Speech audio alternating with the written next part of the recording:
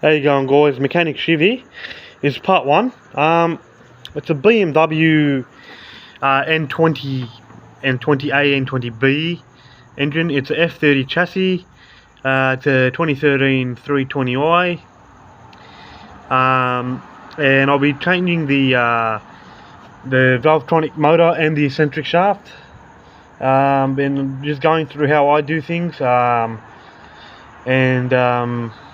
Yeah, just a different approach to it, really. But yeah, so basically it's not the wiper cowling, but the lower section out.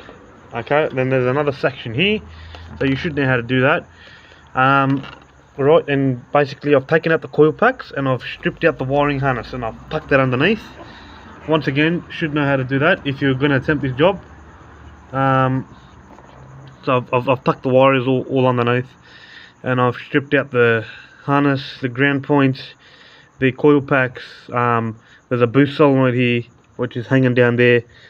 The O2 sensor harnesses I've tucked under there. I've released that.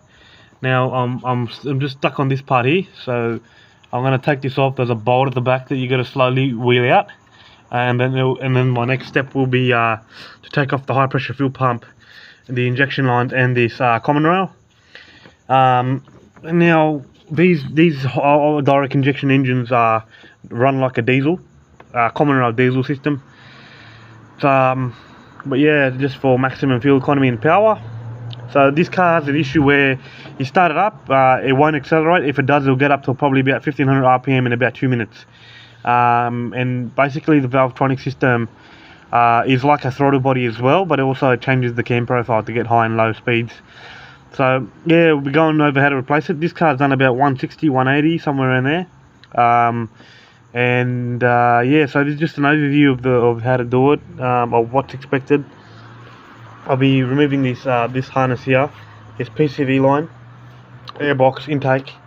That all has to come out. Okay.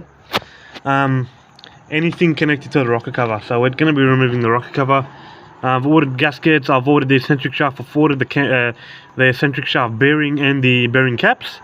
Also the injector nylon seals for the nylon seals to replace the injectors. Okay, so yeah, I've taken off the harness for the valve Tronic. So yeah, this is just basically a part one of what I'm going to be doing. So the next step is on this particular model. Some of them you have the connector on the side here. Now this has nothing, so the connector's on the underneath here.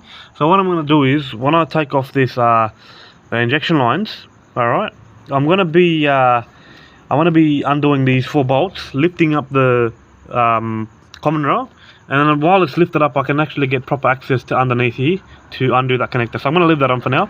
It does have a fair bit of room for me to play around with, but just do know, guys, remove this hose, remove this the high pressure fuel line going into the rail. You have another one underneath this bracket, so I'm just trying to take off this cover, and this actually holds in the engine cover, this bracket here. So and then yeah, this line here goes underneath, so we'll have to find where that goes, and it connects up to here, so it might be a return or another feed line. So yep, we'll go from there and let you guys know what happens next.